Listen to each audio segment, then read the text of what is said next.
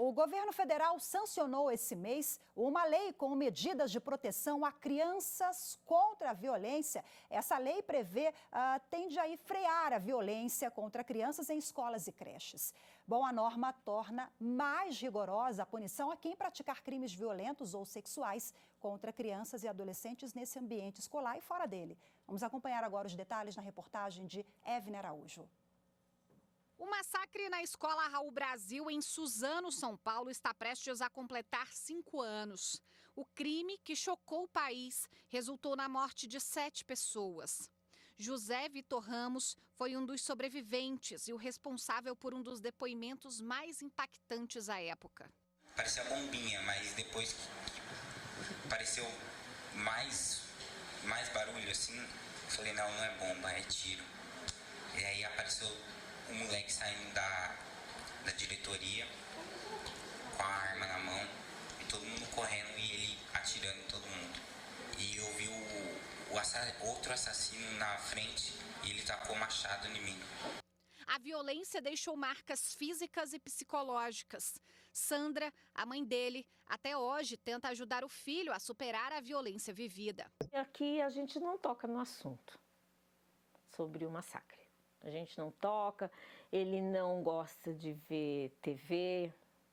Nisso, às vezes, quando surge algum massacre em algum lugar, eu comento com ele, falei, você viu, José? Aconteceu, não vi, mãe, não vi e não quero saber. Né? E assim vai. Ele fez um tempo tratamento com psicólogo, aí mãe, eu vou chegar lá só ficar conversando, contando da minha vida e tal.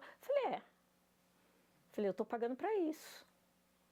Ele falou, então não vou mais. Falei, você que sabe.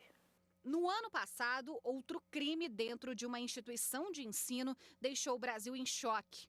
Um homem invadiu uma creche em Blumenau, Santa Catarina, e matou 4 crianças. O caso levou à criação da Operação Escola Segura do Ministério da Justiça e Segurança Pública, em parceria com os governos estaduais. Nós fizemos uma primeira reunião com as delegacias de crimes cibernéticos de todos os estados. Então a gente criou uma rede de comunicação. Então tinha uma rede tanto de inteligência para acompanhar esses movimentos, e aí essa rede foi crescendo e realmente foi uma operação absolutamente coordenada. Eu sempre falo que é o pacto federativo funcionando. Nós criamos também, a partir desse dia, né, dessa primeira reunião, que foi um dia após o segundo ataque em escola, um canal de denúncias para centralizar as denúncias no Ministério da Justiça. O caso reacendeu a discussão sobre a importância de legislações que garantissem efetivamente proteção a crianças e adolescentes dentro do ambiente escolar. Depois de amplo debate no Congresso Nacional este ano, foi sancionada a lei que reforça a punição aos mais diversos casos de violência contra menores nas escolas. A legislação prevê que é de responsabilidade do poder público desenvolver, em conjunto com os órgãos de segurança, de saúde e com a participação da comunidade escolar, protocolos para estabelecer medidas que protejam crianças e adolescentes contra qualquer forma de violação de direitos. É interessante observar, são 25 ataques na história do Brasil que resultaram em óbitos, tanto dos agressores como também das vítimas. Só 2 ataques exclusivamente em Santa Catarina não foram perpetrados por ex-membros da comunidade escolar, ex-alunos ou alunos da comunidade escolar. Então, também se trata de um fenômeno que é um fenômeno novo de ataque às escolas que precisa ser observado. Aliás, ele nem é tão novo assim, mas nunca o Brasil tinha tido coragem de assumir que se tratava de uma violência contra as escolas. A nova lei altera o Código Penal, tipificando como crimes a intimidação sistemática, mais conhecida como bullying, e o cyberbullying, a modalidade praticada pela internet. As penas vão de multa a 4 anos de reclusão.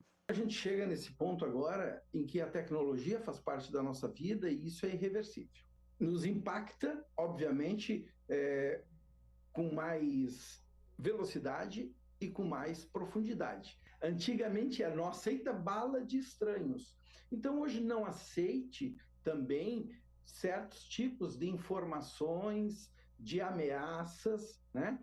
Então, a proteção e o cuidado passa pela comunicação. Bom, e para a gente repercutir, avançar nesse assunto, eu recebo aqui no estúdio da TV Justiça a analista de relações governamentais no Instituto Alana, doutora Tayane Galeno, que também é ativista pelos direitos das crianças e adolescentes. Bom, o Instituto Alana, ele é um grupo de impacto socioambiental que busca garantir que menores sejam prioridade absoluta em todas as esferas de decisões da sociedade. Doutora Tayane, seja bem-vinda. Boa tarde, muito obrigada pela participação. Boa tarde, Rafaela. Muito obrigada pelo convite. Bom, explica para a gente, na sua avaliação, de acordo com seus estudos, quais são os avanços trazidos pela norma? Bom, a norma ela traz essa proteção a crianças e adolescentes no ambiente educacional e também traz a Política Nacional de Prevenção e Combate ao Abuso e Exploração Sexual de Crianças e Adolescentes. Então, ela traz esses dois fatores. Eu acho que os principais aspectos, apesar de muitas coisas terem sido trazidas nessa lei, eu acho que os principais aspectos que eu gostaria de destacar é que agora nos crimes hediondos, né, na questão de homicídio, quando o homicídio é cometido no ambiente escolar, a gente tem um aumento da pena em 2/3. Tem uma outra tipificação que eu acho que foi comentada na reportagem, a questão do bullying e do cyberbullying, que agora são tipificadas no Código Penal, apesar de a gente já ter uma lei desde 2015 que trata do bullying, né? E também temos outras questões relacionadas à dignidade sexual de crianças e adolescentes, em que agora a gente tem também uma tipificação para que nas escolas, os colaboradores, né, que trabalham nas escolas públicas como privadas devem ter os seus antecedentes criminais atualizados a cada 6 meses, para que, se infelizmente haja alguma questão nesses espaços, que a gente possa ter essa identificação um pouco mais rápida dessas pessoas. Então, essas são as principais mudanças. Doutora, quais são os gargalos para a gente poder avançar nessa questão?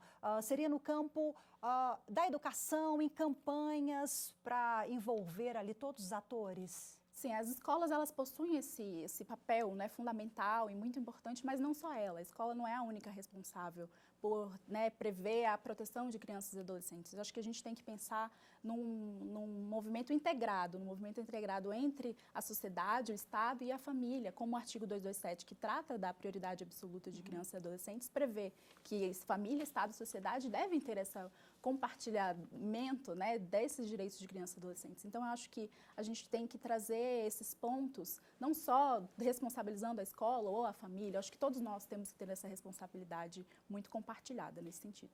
Agora eu vou perguntar uma questão complexa, envolve muitos fatores, né? Mas de acordo com os estudos de vocês, dados de levantamentos, quais os elementos que apontam para essa escalada de violência no Brasil no ano passado, sobretudo no início do primeiro semestre? Tivemos um número alto, né? Agora, que bom, nos últimos meses deu uma parada aí, mas as ações devem ser contínuas, ações preventivas. Mas o que leva a essa violência tão alta no ambiente escolar?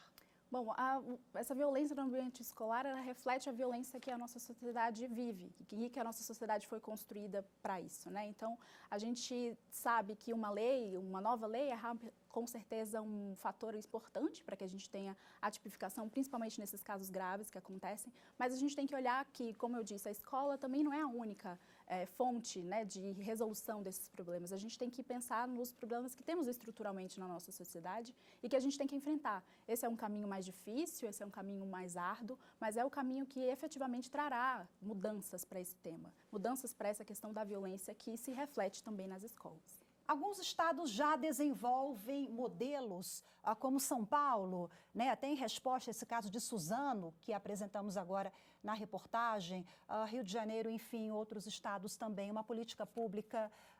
É claro que isso não é atuação do governo federal, a gente tem que deixar bem claro, né, que cada ente tem a sua parcela de responsabilidade, mas o Ministério da Justiça, que tem feito um trabalho muito interessante, inclusive a senhora tem uma reunião daqui a pouco no MJ, de que forma o poder público pode se unir para que todos, governos, construam uma política forte. A própria lei, essa que foi sancionada agora em 12 de janeiro, ela já traz esse aspecto de que os municípios, os estados, eles têm de ter essa responsabilidade compartilhada também ali com o governo federal. Contudo, a gente tem de pensar também nos outros organismos que existem, né, nesses espaços. Então, além das escolas, os conselhos tutelares devem ter também a sua valorização afirmada, a Defensoria Pública, os órgãos de sistema de saúde. Então, como eu venho reforçando, a gente tem de ter realmente essa responsabilidade solidária e compartilhada entre todos os atores da sociedade civil, como o Instituto Alana, como os órgãos estatais e todos os outros órgãos, para que a gente tenha a efetividade e a garantia dos direitos de crianças e adolescentes. Se tem o programa do governo de São Paulo, que já oferece, por exemplo, psicólogos nas escolas, em algumas escolas, é claro, porque a gente tem a dificuldade de contratação,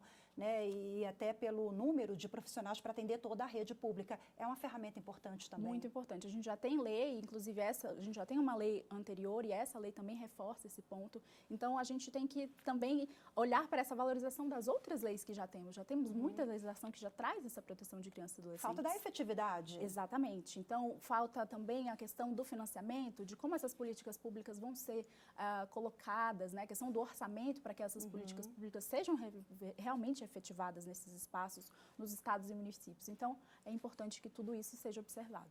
Falávamos aqui nos bastidores que a Alana, o Instituto Alana, tem alguns dados, né? A senhora quer compartilhar alguns conosco para finalizar? Sim, acho que a gente tem que trazer, né, principalmente nesse ponto do bullying, do cyberbullying, que dados do IBGE apontam que 40% dos adolescentes estudantes disseram no último dado do IBGE que sofreram bullying nas escolas. A gente tem também, com relação à violência sexual, a cada 24 horas, 320 crianças e adolescentes são explorados sexualmente no Brasil.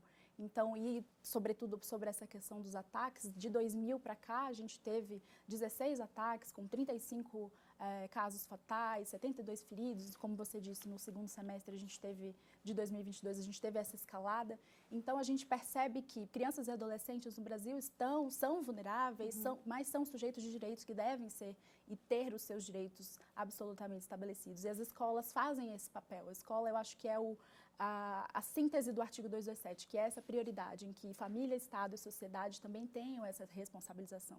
E um ponto que eu acho que eu quero trazer por último é uma responsabilização também, principalmente nessa questão do cyberbullying, das plataformas. Devem também ser responsabilizadas por esse ponto. Eu acho que a sociedade como um todo tem que olhar para as medidas que estão sendo efetivadas, como o PL 2630, que trazem esse olhar para que as plataformas também se responsabilizem e tenham esse dever de cuidado com crianças e adolescentes nos ambientes digitais. Perfeita reflexão para a gente terminar a entrevista. Muito obrigada pela sua participação. Boa tarde. Eu que agradeço em nome do Instituto Alana.